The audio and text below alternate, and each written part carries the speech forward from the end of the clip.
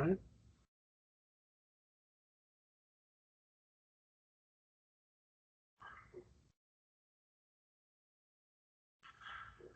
This is our 9th lesson on the flood, and this is, I think, our 3rd lesson on logic and some logical fallacies that are committed by atheists.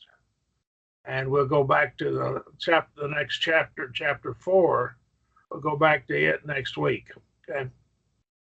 Any questions about what we covered last week?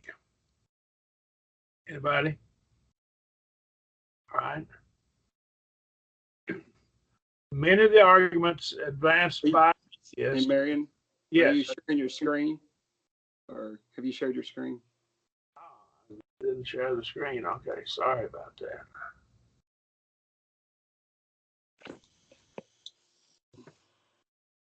Now can you see it? Yes. Okay, thank you. Many of the arguments advanced by atheists are fallacious. They're unsound.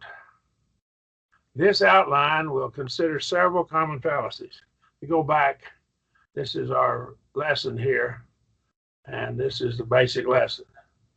Our fallacies, we had this on the last lesson, the beginning of the last lesson.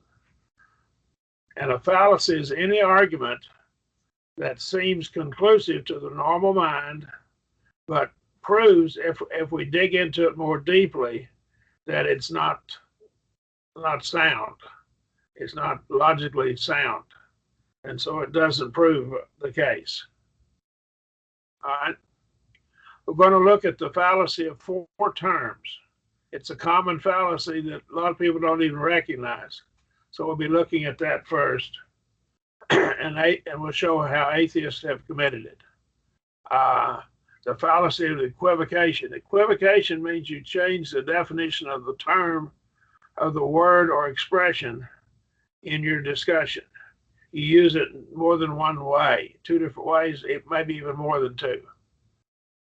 We have ad hominem. This is you attacking the character of the person. So you go after the person himself.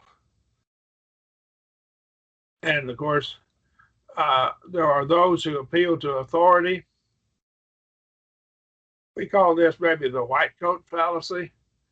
For instance, some people would say, the guy wearing the white coat, he must be an expert. All right. And then there's a popularity. Your position is not popular, not a lot of people hold to it. More people hold to my view than yours. So my view must be right. Ad baculum, that's appeal to the stick. We'll get to that a little bit later. And basically a threat of some sort. It don't have to be a physical threat. It could be other threats. Then there's the special pleading. And I like to liken it this way. You plead to be treated special.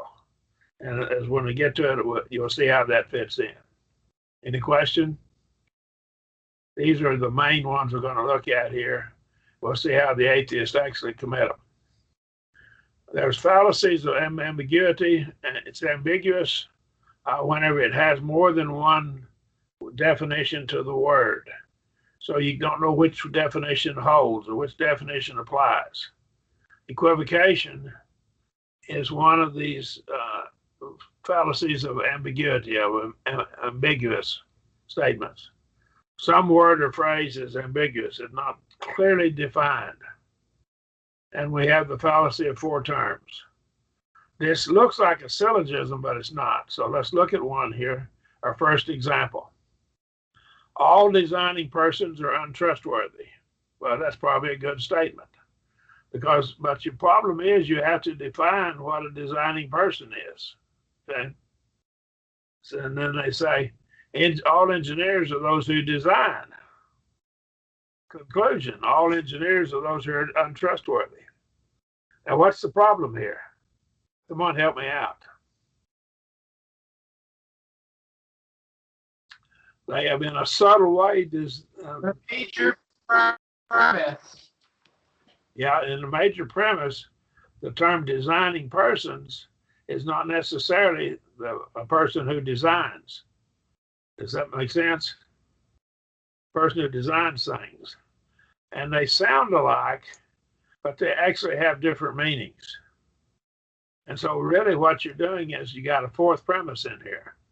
Your fourth premise is all engineers are those who are designing persons, okay? Or all those who are designing persons or those who design would be your second premise. And then all engineers are those who design, therefore they are untrustworthy. So you have equated designing persons with one who designs with another premise right in here between the major and minor premises. That's the fallacy of four terms. And that is a very common thing to do. People do that all the time. And we're right now locked in the middle of a political year in the United States. And what we get into, your politicians will all be guilty of this kind of stuff, okay? And they probably know what they're doing. They're probably dishonest when they're doing it. Any questions? In their campaign speeches, campaigning. All right, any questions? All right, second example. Evolution occurs when one color variation of a species survives and other color variations of a species do not survive. Well, I would agree with that, but you've got to define what evolution is, say. All right. Transmutation is a form of evolution. Now, what in the world is transmutation? Well, that's a big fancy word. Transmutation is a mutation causes one species to turn into something else. For instance, it causes a lizard to turn into a bird, all right? Or it causes a fish to turn into a reptile. And transmutation, it grows legs and lungs and other stuff when it gets mutated. So trans means to go from one side or one place to another. So the mutations. And so that is a form of evolution. That's certainly true. All right. Therefore, transmutation occurs. Well, let's hear what's happened. Evolution occurs, transmutation. Are there two kinds of evolution in the biology? Yes. Yes. There's microevolution, there's macro. And macro is M-A-C-R-O, macroevolution. That is transmutation. But when you have the evolution from where the color variations help it to survive, that's microevolution. So what they've done is they very sneakily, very subtly equated microevolution to macroevolution. This is macro. This is microevolution up here. The major premise is micro, and the minor premise is macro, M-A-C-R-O. M-I-C-R-O, macro, M-A-C-R-O, evolution. They're different, okay? Any questions? See what they've done there? They got another term in here where they've equated micro to macroevolution right in here in between the major and minor premises. That's the fallacy of four terms. And they're very slick about it, very subtle. Any questions? Okay. The problem is the atheist has confused micro and evolution and macro. Macroevolution, let's define it now, is evolution that results in relatively large and complex changes as in species formation. Now this is right out of Merriam-Webster's Collegiate Dictionary, which you can just type, you can Google Merriam-Webster's Collegiate Dictionary and get to it, and it's free. So you can actually Google this dictionary and find this definition. That's where I got it. I pulled it right off the internet, right off their website. And I checked my dictionary and it's the same definition, okay? I have a printed dictionary too, which I use. Microevolution, which I believe occurs, is comparatively minor evolutionary change involving accumulation of variations of populations, usually below the species level. That's what happens when I talked about the horned toads last week out in White Sands. That's microevolution. But again, see how slick they were in equating the two in a very subtle way. And their arguments in their biology books do that. They actually do it that way. That's how they work in the biology books. Questions? When atheists use the word evolution, they frequently equivocate. They use micro and macro as if they're the same. All right? So they're equivocating on it. All right? Now, our third example is Charles Lyell committed this fallacy when he introduced the theory of uniformitarian geology. What he did is, we discussed this earlier in our earlier lesson, but we're coming back to it now because we're naming the fallacy and showing exactly what's happening there. All right? Here's the quote.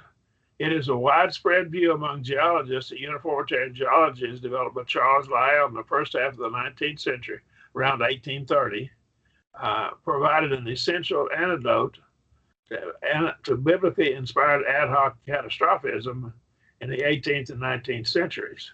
So this was our way of answering the believers in the Bible, is what he's saying. That's his in a subtle way, and not too subtle way, that's what he says. All right. Now, this book was addressed to non-believers, to atheists.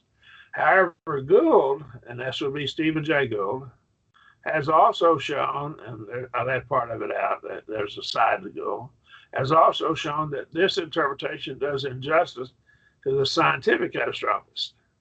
So those who believe there were actually catastrophes. He also points out that Lyell used a rhetorical trick. It's a rhetorical trick of giving the same name to very different concepts of substantive methodological uniformitarianism. What was that trick he's using? Well, it's a fallacy of four terms. He's equivocated. He's used the word in two different ways, and he didn't warn you he was doing it. Okay, and so he snuck it in that way.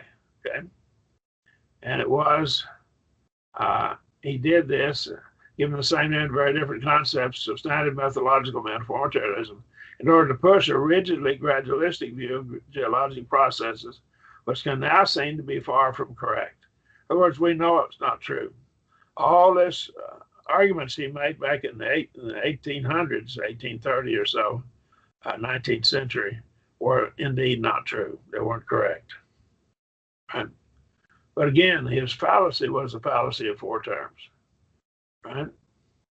This is from the book by Walter Alvarez and others, and here's the title of it. Okay, from Cambridge University Press. Okay, that's pretty high-powered press. Okay, so it's widely accepted.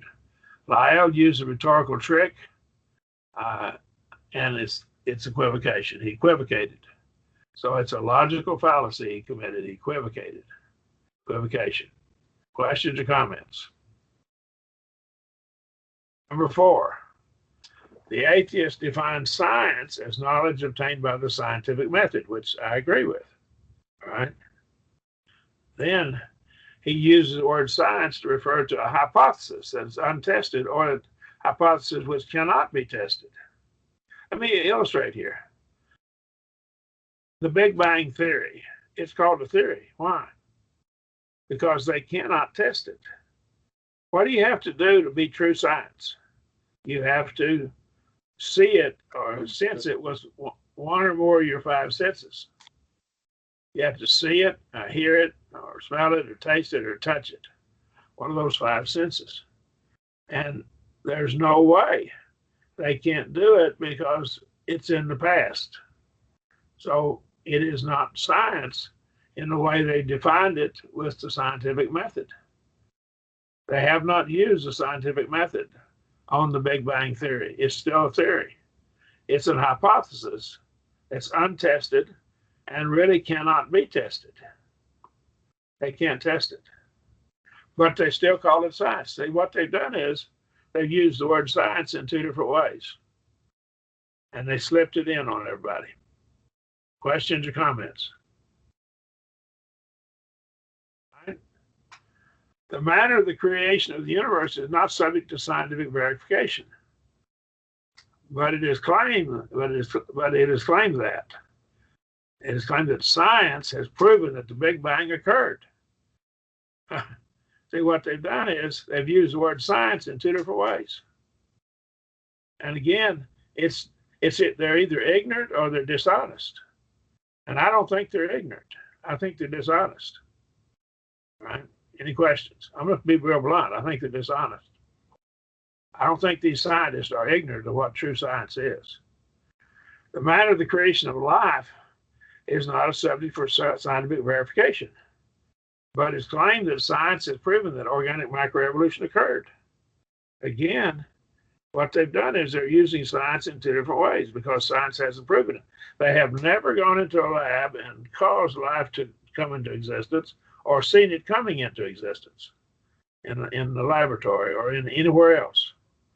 Now, why are they going and spending billions of dollars to try to find life on Mars and on Venus and on some of the moons around Jupiter? Because they want to give some more evidence of the organic macroevolution. My prediction is they're not going to find anything. All right. All right. Any questions? God could have created life elsewhere, though, but he hasn't told us he did. And I find no evidence that he has, okay? All right, any questions now, anybody? So you can see the bad reasoning of these people who claim to be scientists. Now then, there's a fallacy of arguing beside the point. It's not really important. It's not really an issue, or it's not something that proves anything. It's irrelevant. And abusive ad hominem. That's a Latin for to the man. It's Latin. Here's one of the arguments that's made. Creationists cannot be correct because they teach some strange doctrines, premillennialism, modern demon possession, modern day miracles, etc. Okay? Now, of course, I don't preach any of those things, but they wouldn't apply to me. But what we run into is they argue, well, creationists teach these odd things. All right. And yes, that's true. Some creationists do, but there's some scientists that teach some odd things too. So it doesn't prove anything. But you see, it's irrelevant whether they preach these doctrines or not. They could be wrong on these things here, premillennialism, modern demon possession, modern miracles, and so forth, and still be right on creation. And these two are not linked to one another. All right. They're not. It doesn't prove anything. Again, it's argument against the man. Some creationists, they argue, hold honorary degrees.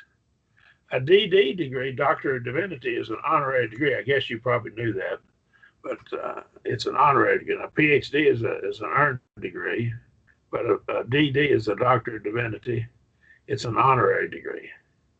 And I know some men who've been given honorary degrees, and they were well earned, and of course, frequently the colleges will give an honorary degree to someone in order to get money from him. Okay. They're slick, but they do that. But they hold degrees that are honorary degrees. They do. All right. Any questions? So that means that they can't be right. That doesn't mean a thing. A man who has an honorary degree still might know and be right about what he teaches or what he says. So that doesn't prove anything. And another thing they'll do is they'll appeal to authority. And this is an appeal to authority, appeal to reverence, and that's Latin for it. Various scientists are quoted as authorities when they're asserting something without offering evidence. So what we do is we get this scientist, we say, okay, scientist X, and I'll just pick on Albert Einstein. Albert Einstein said such and such, and therefore it must be right. Well, Albert Einstein was a great scientist, and he was a very intelligent man, no doubt about that. But was he always right? The answer is no. He wasn't. He wasn't always right. And so the fact that he says something doesn't necessarily prove it to be true. if they're asserting it and they don't offer any evidence for it, that's the trick. Now, if anybody, whether he's a scientist or not, offers evidence, and the evidence is sound evidence, it's established, whether he has a PhD degree or is a famous scientist or not. So the question is, does he offer sound evidence? And if he doesn't offer any evidence, he's merely asserting it, he hasn't proven a thing. Sometimes scientists are quoted as authorities when they commit logical fallacies in their reasoning. And they commit logical fallacies. We've already shown several fallacies that are made. Some of these fallacies are made by very well-known so-called scientists. And you can go to their writings and find these fallacies in their writings. So when they make these logical fallacies, we know they're wrong. But they haven't established it with their argumentation. And so we get suspicious now of their ability to reason. And so it makes you wonder if they really know what they're talking about. Scientists are quoted as authorities when they're making claims about areas in which they have no expertise, right? A scientist that's a biologist, he cannot give you evidence in radiometric dating techniques. So whenever the question about the dating of live living organisms that are so-called radiocarbon dating, then that doesn't prove anything. That a biologist tells you radiocarbon dating has proven it, because he has to have background and understand radiocarbon dating and the limits of it, and if he doesn't have the background, he can't speak as an authority. I don't care if he has a PhD in biology; that doesn't qualify him in physics. All right. If he has a PhD in physics, that doesn't necessarily qualify him in biology. So a PhD is a degree in a certain area of study. It may qualify you to speak with some authority in that field, where you have the PhD, but it doesn't qualify you necessarily in other fields. Questions or comments? Another one is appeal to force, ad baculum, appeal to the stick. Now, the problem with this is we think, oh, someone's going to hit me with a stick. No, not necessarily. You better believe this, me, since we're going to ostracize you. We're going to treat you like an outcast. Or we'll verbally abuse you. We'll say bad things about you. Or we'll tell people you're just an ignoramus. And so they'll throw that kind of terminology around. Or you won't get an advancement in your job as a college professor, say. Or you won't let you publish in papers. It's a common problem in the scientific community. One who believes in creation will not be allowed to publish materials in various journals, to speak on conferences, or to advance in his profession. It's a death knell to advancement, and it's real hard to get it. So it's an old boy, country boys club. It's an old country club, and you got to be an atheist to be in the club, because they won't let you in otherwise. Any questions or comments? Then we have the black-white fallacy. It has nothing to do with race, but we could say a black-white fallacy. Let me illustrate it here. Either I have a book here that's largely red in color. Here's the book. Either this book is red, or it's blue, or it's white. Well, it could be red or white, but it might be a different color than that. It might be blue or green or black. See? So the black-white fallacy has two options when there are more than two options. If something, you say it's either black or white, well, we're not using black and white as for morality, we're using it for colors, then it might be red or green or blue or purple or some other color, say, or pink. And so it's the black and white. We could say, is it black or is it not black? Now that would exhaust all the possibilities, either black or not black. That would be true. Or we see the white or it's not white. But to say it's black or white is to make this black-white fallacy. And here's an example. Either you're scientific and accept organic macroevolution, or you're an ignoramus and accept creation. Okay. Okay. Might be that you're scientific and accept creation. Okay. So there's more than one option. You might not be an ignoramus at all. You might accept creation and be very intelligent, and you might have scientific evidence to support it, right? Or a scientific evidence to give evidence for the creation. And in fact, remember, we've already said the creation cannot be established by science, by the empirical method, because nobody was there to see it except God. God was there to see it, okay? But he's told us about it, see? So we have God's word, okay? My reply to this, there's more scientific evidence to support creation than there is to support organic macroevolution. It's my claim. And the scientific, the true science leads us away from macroevolution, doesn't lead us to it. Okay. Any questions? All the science we know is a law called biogenesis. That is, all living things come from other living things. That's the law of biogenesis. That's the law of science. From our observations, every living organism we see comes from another living organism. That's science. So that's why I'm saying the scientific evidence for creation is greater. Macroevolution is not supported by the law of biogenesis. It violates it. So it's not scientific. Questions or comments? All right. It's an argument from ignorance. Now let's get into this. This is a good one. And so it's Latin for appeal to ignorance. The form of the argument, P is true because you cannot disprove it. And this is the one that fools a lot of young people, gets them pulled into disbelief, because they hear this argument and nobody likes to think they're ignorant. And I tell you what, everybody that listens to this recording, everybody except God, so I ruled out God, everybody except God is ignorant in something. Everybody. Except deity, of course, the Father, Son, and the Spirit. Okay? Anybody else, even angels, are ignorant of something. So I would say ignorance is just kind of a nature of the beast. I'm ignorant. I don't know everything there is to know. P is true because you can't disprove it. We've already shown that this argument contains the fallacy of denying the antecedent. Let's go back and look at it just a minute. Here is the fallacious argument. If Christian X can disprove my argument, then my argument can be disproven. Well, that's certainly true.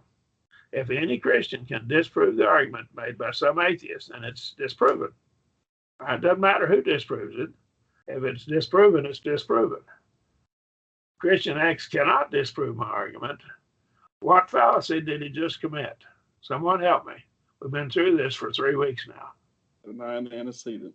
He denied the antecedent. That is correct. That's exactly what he did. Logical fallacy didn't prove anything. So here's the trick. Some fancy PhD professor says, can you answer this, Christians? Well, if I can't, doesn't mean anything. That just means I'm ignorant. I might need to study more. I might find an explanation for it. But the fact that I don't have an answer doesn't mean that there isn't one, because I don't claim to be God. I don't know everything God knows. And I'm not God. I don't claim to be. And God knows the answer to it. If there's an answer, he knows it. Okay? Any questions? So it doesn't prove anything, does it? It's a fallacious argument. Here's our first example. Can you, Christian, explain how Noah fed the animals on the ark? And the answer is no, I can't. But let me say this. There's a book that I have that is referenced in my flood book, and it has a good explanation of how the ark could have been arranged. And what the fellow did is he did a lot of, Woodmorphy is his name. and it's in the bibliography, Woodmorphy. And what it does is it goes through and uses cattle feedlot, animal feedlots, and how they took care of animals, animal husbandry classes, and information, scientific methods of how they do it, and how they can do it efficiently to feed animals. And he set forth the hypothesis, or his explanation of how it could have been done. So actually, he explains how it could have been done. He didn't claim that this was how it was done. Does that make sense? But he showed that it was possible for it to be done. Now, if it's possible for us to be able to do it now, don't you think an infinite, an omniscient God could have known how to tell Noah and his family how to do it? Okay, back then, well, fiddle-dee-dee. Just if we figured it out, don't you think God already knew it a long time before that? Yes, he did. So if we figured it out, God could easily have told Noah how to do it. And Noah could have been much more intelligent than we were. I think he was. I think those ancient people who lived to be nearly 1,000 years old were just geniuses. I think they were very, very intelligent. And I think we are really decreased in our abilities, both physical and mental, compared to them. We're just a lot less than they were. So I can't explain it. No, I can't explain it, but that doesn't mean in Genesis 6-9 is a myth. See, that's their argument. You can't explain how it happened. Well, I'm telling you, Woodmorthy gives a pretty good explanation. So he answers that question as a plausible explanation. He's not claiming that's how God did it or Noah did it, but he's saying it could have been done that way. Does that make sense, what we're saying about Woodmorthy? Don't read his book. It's a very good book to have. I would advise you get it. Okay. All right. But it's referenced in the bibliography. So look it up and you can find it. Okay. All right. An example. Atheist asks, can you explain how animals with symbiotic relationship survive the flood? So animals with a symbiotic, it would be two organisms depend upon each other. There's two kinds of symbiotic relationships. There's one where both benefit from the relationship. And then there's a symbiotic relationship where only one of them benefits. A parasite can be parasitic in a sense. So you're parasites. And so we have here symbiotic relationship, how it survived the flood. No, I can't explain it. So there must not be an explanation. See, the flood must not have occurred. Again, there may be an explanation. I hadn't figured it out. Okay. I told you Woodmorphy gave a good explanation for this. I think they're probably, if you get in and study what those who believe in creation have written, there's some very good materials out there. And I don't endorse every bit of it, but some of it's very good. And they explain some of these things, how they're possible. Okay. Any questions? But again, whether we find an explanation or not, that doesn't mean the argument's proved anything. His argument's fallacious because it denies the antecedent. Okay. Now, here's another one. Any questions about that? Hey, Marion, can you go back to the last slide? I was just wondering, we always want to be just and righteous and fair. So if we ask, let's say if a Christian asks, can you explain how the Big Bang occurred? And the atheist says, no, I cannot explain. He just basically is saying that, it's not that it's true. He just can't explain it. You see what I'm saying? Yes. But he's hypothesized that this occurred and he has no evidence for it. Okay. Mm-hmm. So here he's making this claim and he wants to push it on us, but not consistent to push it upon himself. Mm-hmm. Right. So my point is there's no evidence for the Big Bang as they give it. And Right. when they provide us some evidence, we can deal with it. As far as symbiotic relationships, what's happened is it's like the organs we have. So there were supposed to be organs that are not needed anymore. We talked about those last week, like your appendix. And now when they've studied it even further, they found that that argument was fallacious. And so With us, vegetable organs, they're called. And with so us. Oh, sorry. With us, we we can don't have all the answers. I don't claim to have them. See, I was just going to say, with us, we can build a cumulative case for the flood, like fossils, on mountains and flood legends, leading yes, back to a common source, and that's et cetera, what I'm et cetera, doing et in this cetera. course. Mhm. All right. And I think there may be someone who's got a good biological background and can explain it. Okay. And so the fact that I can't explain it doesn't prove it that I'm wrong. Okay. But the thing is, he has built his whole case on the Big Bang, and there's no evidence for it whatsoever. But we got evidence for our position. Right. But his Big Bang gets something out of nothing, you see. Right. And that just doesn't happen. You don't start with 0 and add 0 to 0 and get 20. This doesn't happen. I wish that did on my bank account. Okay. Okay. All right. Any questions? All right. There's an emotional appeal to the people. All right. P is true because I feel it's true. That's a personal form of an argument. Well, atheists usually don't make that kind of an appeal. They don't appeal that way. So there's two forms of this argument in logic, but this one is the individual. We get into this appeal whenever we deal with people who are claiming that God has done this or that for me, and I can feel it, see. I was thinking of Mormons. Yeah, you're Mormons, for example. Right. Second form of the argument is, now the atheists use this one. P is true because many people feel it's true.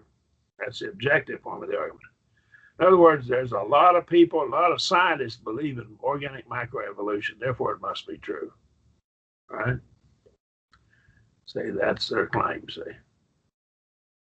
Organic macroevolution evolution must be true because most scientists accept it. Well, that's the claim most. What most means in logic is more than half. That's all that means. Right?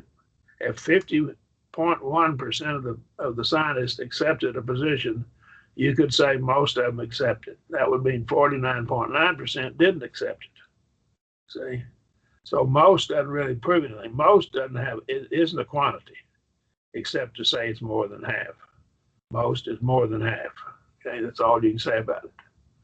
So most scientists accept it. Well, now then, you're getting into a quantification. Have you really tested scientists to see whether they believe in it or not? Well, now then, scientists that don't have any expertise. For instance, a scientist who's a scientist in physics may not have any expertise in biology. And what he thinks on the matter doesn't matter. It's not worth anything. Because you're appealing to an authority. He has a PhD in physics, therefore he knows organic macroevolution is true. See, the PhD in physics doesn't qualify to deal with that subject.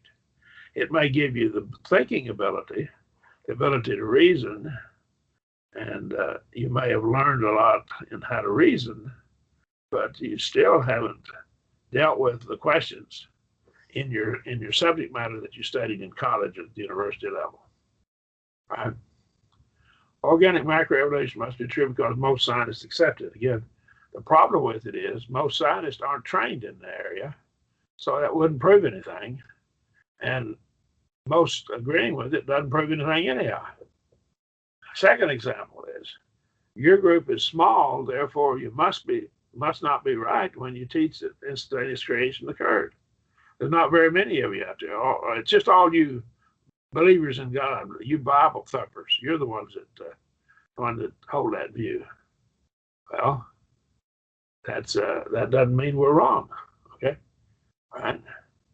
The third form of the argument is P is true because I told a joke or I ridiculed the opponent. We don't address the opponent's arguments with evidence. We just We just ridicule them. That's all we do. Right? We just ridicule them. Okay. So they use ridicule in the place of it. When responding to an argument, the atheist may make note of the fact that the opponent is bald-headed and tell a bald man joke. Okay. Atheists often make fun of Christians or claim they're ignorant without answering their argument. Well, you're just ignorant. You don't even deserve an answer. Well, that's a slick way to get out of having to answer an argument. See?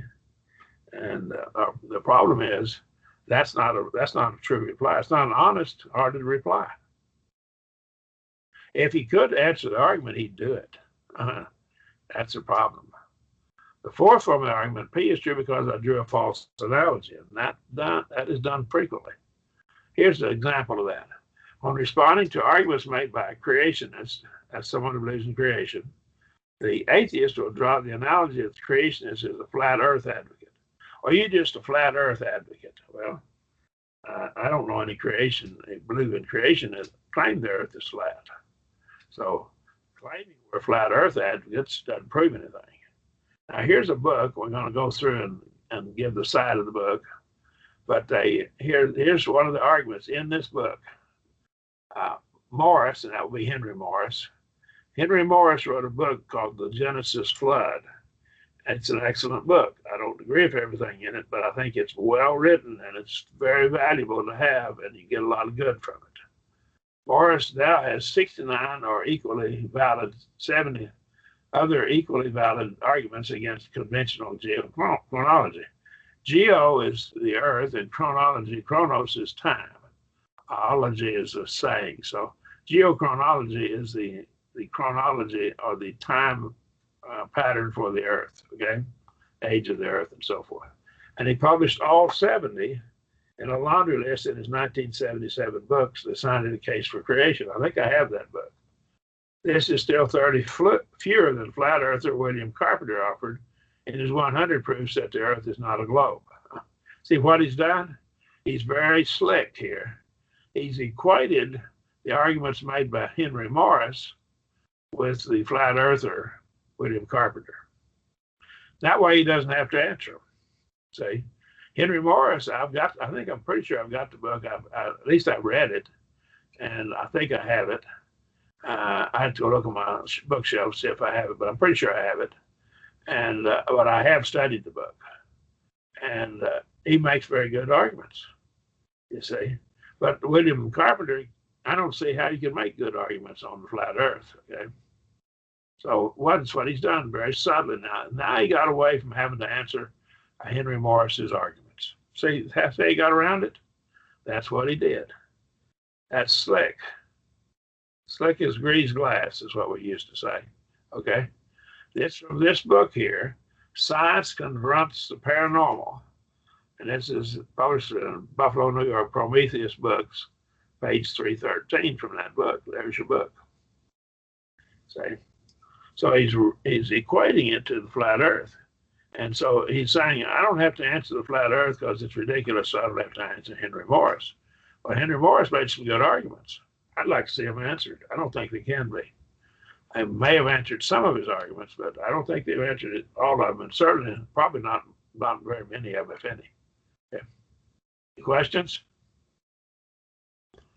All right. Second example. Objections to creation are lumped together in the above book that I just cited by Fraser with arguments against astrology, psychics, UFOs, and so forth. Now, see how they lump them all together? That way we don't have to answer them because we just categorize them with these other ridiculous arguments. So we just put a label on them, see? Now we don't have to answer them. That's not honest. Anthony Flew in his debate with Thomas Warren, I don't remember when that occurred, but I attended the whole debate. I was there for the whole debate. It was, I think, in Denton, Texas, but it was in Texas. I'm pretty sure it was Denton. In North Texas State University, I think, Denton. But anyhow, I attended that debate.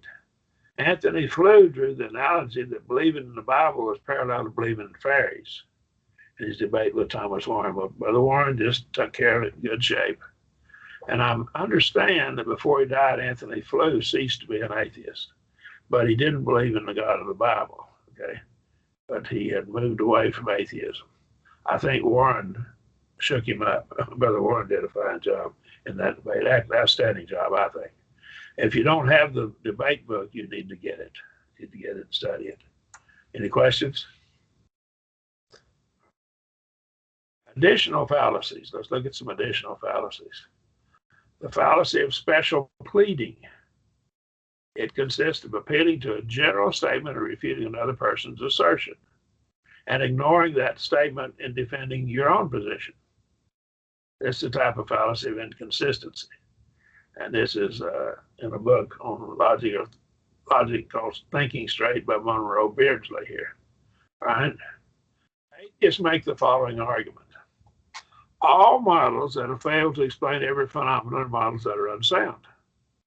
Well, that's what they try to do, and that's what they're trying to do is making a claim against the flood, for example. Can you explain symbiotic relationships?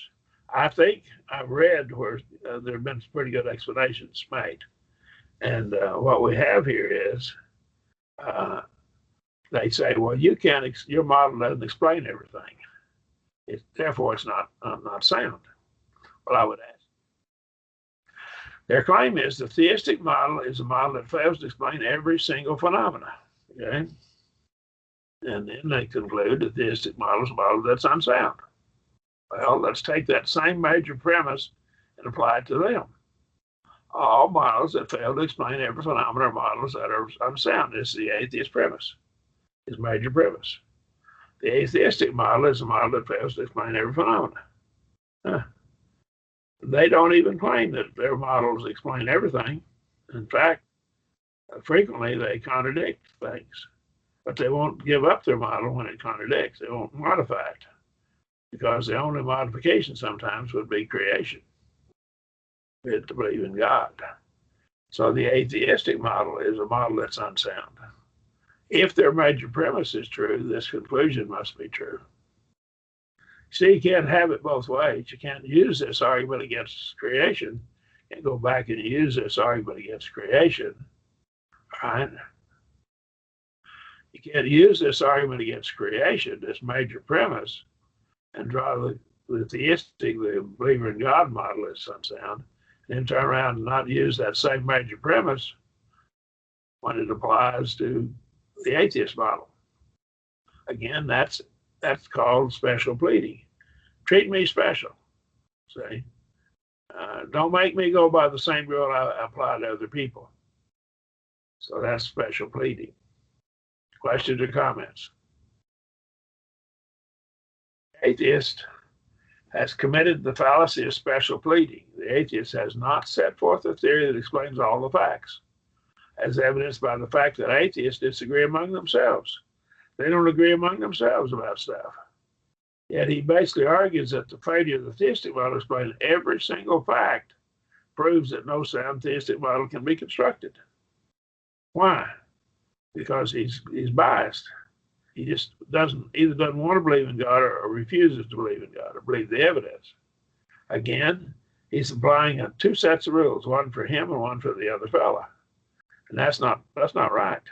That's illogical, unreasonable. Now, look here, if you will. I want you to read, and this is a book written by atheists. Scientists Confront Creationism. Laurie Godfrey was the editor of it. I have the book in my library. I bought it at a used book sale for 50 cents. It was worth the material, worth the 50 cents because I've been able to use it to refute and expose some of their errors. This is a good illustration, I'm quoting now, of the fact that no scientific theory can or must explain all observations, and that the theory that is able to give satisfactory explanation of most observations will not be replaced unless a better one is available. Well, now that's exactly where they stand. They take the best one that they can get, and that's the one they stand with until they get more evidence. Now, that's what they claim. But the problem is they're not really telling the truth here. They won't accept a better one if it's theistic. Okay. The rules have to be that it cannot be replaced with anything except an atheistic model. Okay. Any questions or comments? See, that's an unwritten rule right there. Okay. Now, they divert the issue to a different subject. P is true or false because R is true or false. Where neither P nor R are logically or factually related, not related logically or factually related to one another. Here's an example. When asked to answer how they determine ethics, we get into ethics now. What standard do they use for ethics as atheists? Most atheists will change the subject. They change the subject to attack the scripture without answering the question. They won't answer that question because they have no answer to it. Atheism has no way of determining right and wrong, good and evil. There's no such thing as good and evil with the atheist. John Dewey, who's corrupted the Western society more than just about anybody, he's a devil in disguise. He's an evil man. He's dead now, but he wrote a stack of books that probably wrote a stack of books that reached 10 or 15 foot high.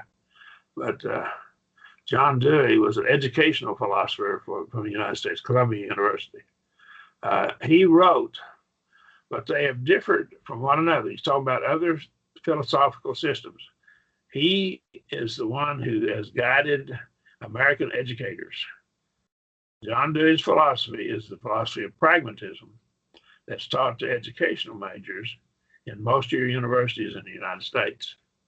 All right, let's go back to it now. But they have differed from one another.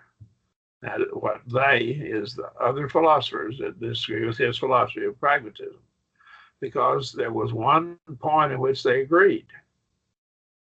They all agreed on one point that I don't agree on, he says, and a single and final source of law.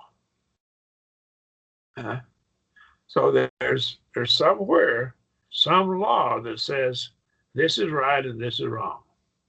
And yet these schools have agreed in the assumption there's a single fixed and final good. See? And so I don't agree with them. So basically, in his book, Morality Based Upon Experiment.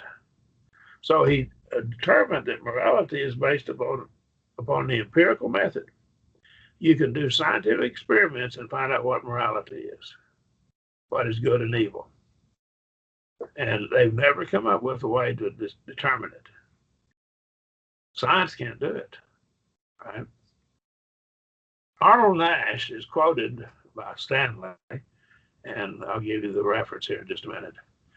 Arnold Nash wrote, "It was moreover claimed that science has obviously failed to solve the problems of the modern world," and it has.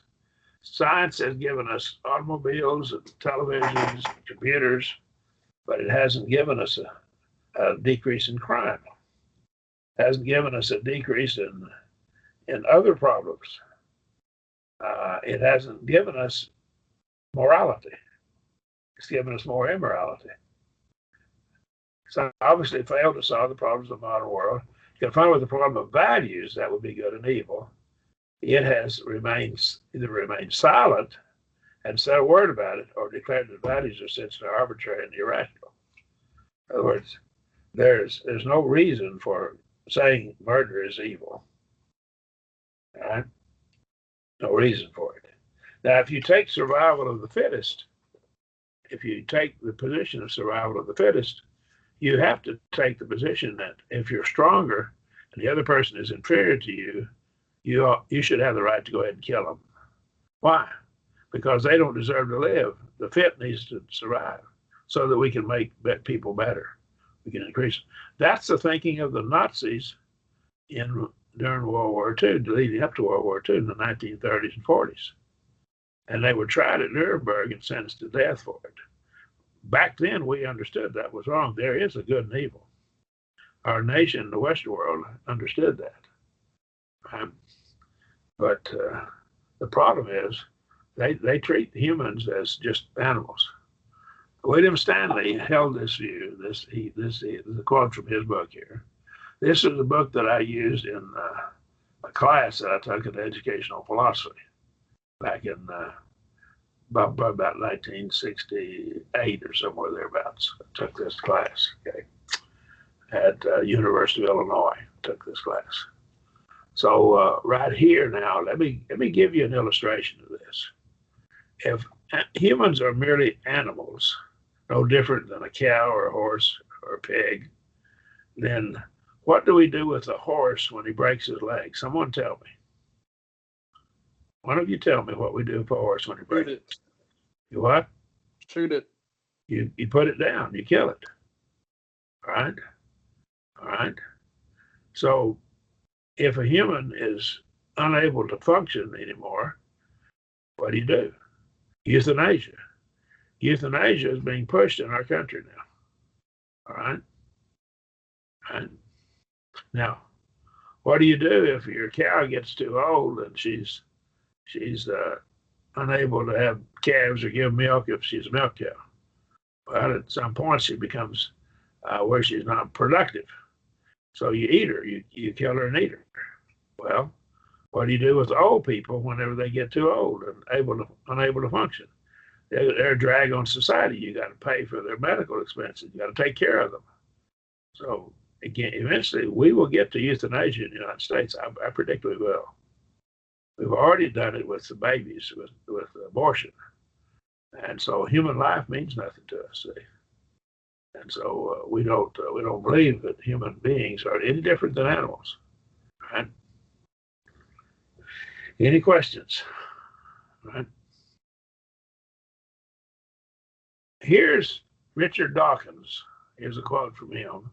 This should have quotation marks around it, okay?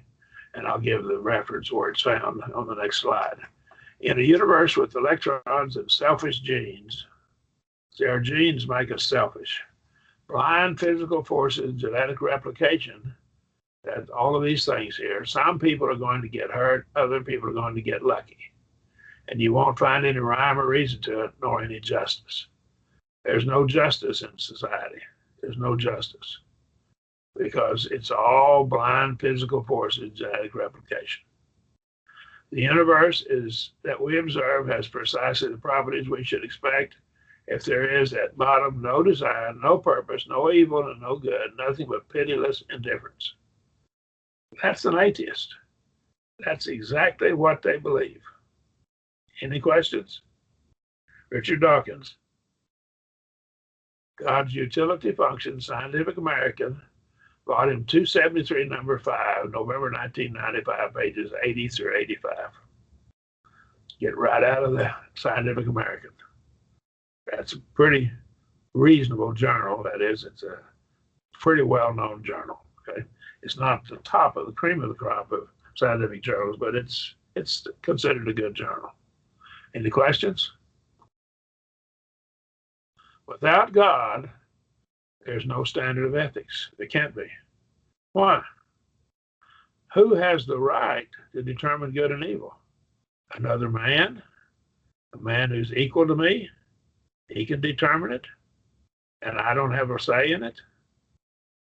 See, does the consensus of society make it good? If society has a consensus, they decide to do this. What if the consensus of society decided to kill all the Jews like the Nazis did? Is that all right? What if the consensus of society decided to kill all of the non-Muslims like they did in Turkey? The Turks did, but the Armenians killed several million of them. See? So my question is that okay? That's what they're saying. There's no standard of ethics. All right. Any questions about this? We have fallacies and the use of arguments by analogy. This will go a little longer than that. I'll finish all this logic stuff tonight. The false analogy, this is one when one supposes or insists that there's a relevant connection when none in fact exists. Some have argued that creation is the same as astrology. So that's a false connection. They're not related. In fact, the Bible condemns astrology, ESP, the Bermuda Triangle, and other stuff. They want to put them all in the same basket. So they can label it, and that way they don't have to answer it. Yeah. One common analogy is creation and the flat earth theology or theory. We've already dealt with that. Another fallacy that we can press an analogy too far, analogy beyond its actual reach, even when a connection does exist, we can press it too far. Atheists claim they found an error in the scriptures, and they'll do this. They'll not expand. We won't expand on this in this lecture, but in the claim that there are errors in the Bible, frequently they'll draw an analogy to something, and they won't deal with the Bible in an honest and straightforward manner. Okay, but we don't have time to get into all of those problems. Let's look at the fallacy of straw man. Some group the straw man is subject to scutum quid. We dealt with the straw man earlier, but I'll give another straw man argument or two. The straw man is when one misrepresents an opponent's position in order to make it easier to attack or attacks a weaker opponent while ignoring a stronger one. Atheists claim, for example, that Christians reject evolution and they prove that macroevolution occurs and claim to have proven that macroevolution has occurred. See, they didn't use the terms macro and macro. They just use them interchangeably, and they're not interchangeable. See? So they do this, they draw this analogy. Well, you reject evolution. Well, I reject macroevolution. I don't reject macroevolution. So then they'll argue that macroevolution occurs, M-I-C-R-O, macro. They'll already argue that microevolution occurs, and then they're slipping it in a subtle way, equating it to macroevolution. Again, they've equivocated it along with this. But you see, they've tried to make you look like you're an ignoramus. Now, here's an admission by an atheist, a man named David Raup, R-A-U-P. I have several quotes from him in the book, but he also was in this book, Scientists Confront Creationism,